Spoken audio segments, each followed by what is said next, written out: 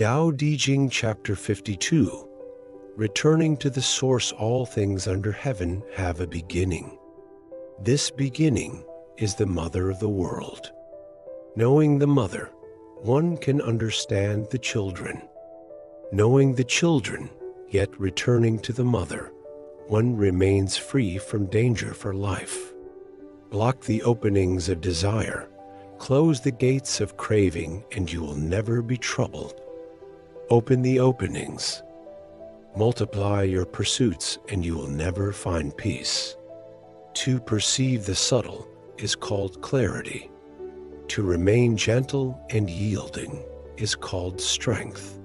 Use your inner light to return to clarity, and you will avoid all misfortune. This is known as the eternal practice of the Tao. Key thoughts and philosophical insight. 1. Returning to the root.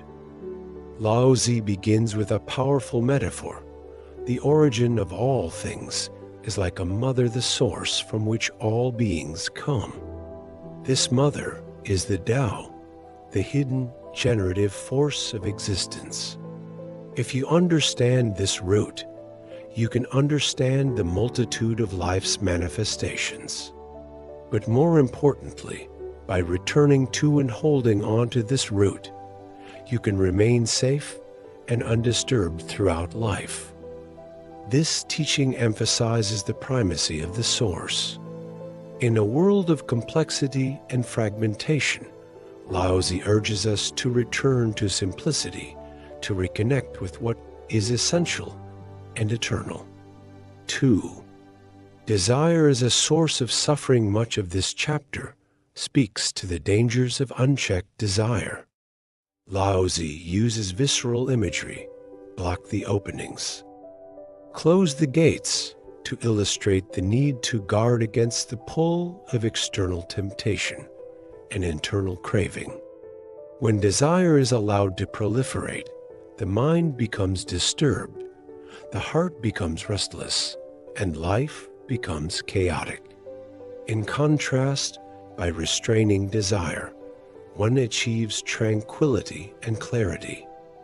This is not about repression, but about cultivation, learning to live with inner sufficiency rather than always seeking outward fulfillment.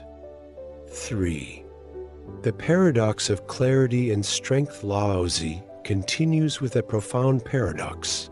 The ability to perceive the subtle is true clarity.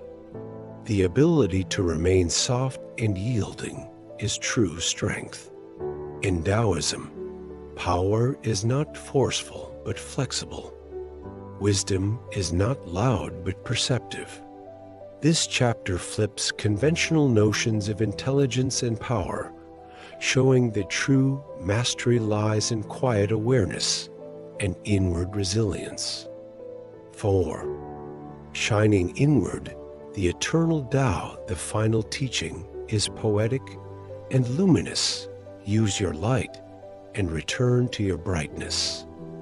Laozi encourages us to turn the light inward, to reflect on our own essence. In doing so, we align with the Chang Tao, the constant, eternal way. This is not a temporary insight or a one-time enlightenment. It is a lifelong practice, a return again and again to the root, to clarity, to presence. Through this path, we avoid misfortune, not by control, but by alignment with a natural order. How Chapter 52 offers modern wisdom. In our modern age of overstimulation, hyperconsumption, and endless striving, this chapter offers a powerful antidote. It calls us back to simplicity, to quietness, to our inner root.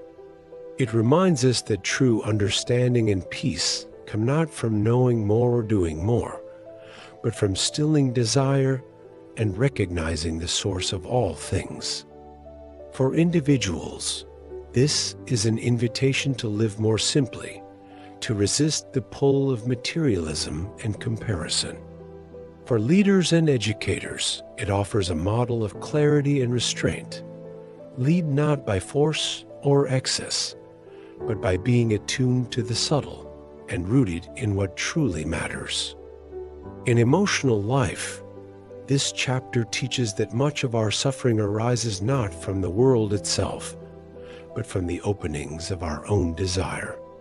By learning to observe and temper our wants, we cultivate a resilient peace that no external chaos can disturb. Chapter 52 teaches that all things arise from a single source, the Tao, the Great Mother. To know this source and return to it is the key to lifelong safety and peace. Laozi urges restraint of desire and a return to inward clarity. He praises the strength of gentleness and the wisdom of subtle perception. By using one's inner light and living in alignment with the Tao, one avoids misfortune and enters into the eternal flow of life. This chapter invites us to let go of distraction and come home to the quiet, enduring truth within.